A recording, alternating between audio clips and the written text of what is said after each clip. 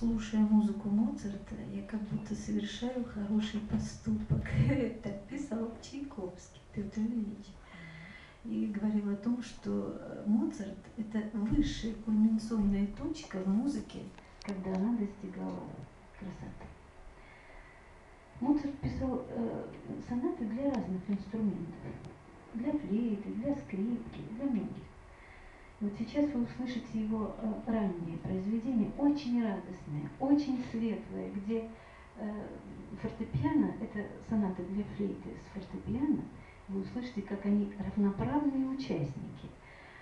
Вот, мелодия очень красиво перекликается. То у флейты звучит, то у фортепиано, и на флейте вам сыграет Елена Лапшина, а на фортепиано сыграет Анастасия Сердитова.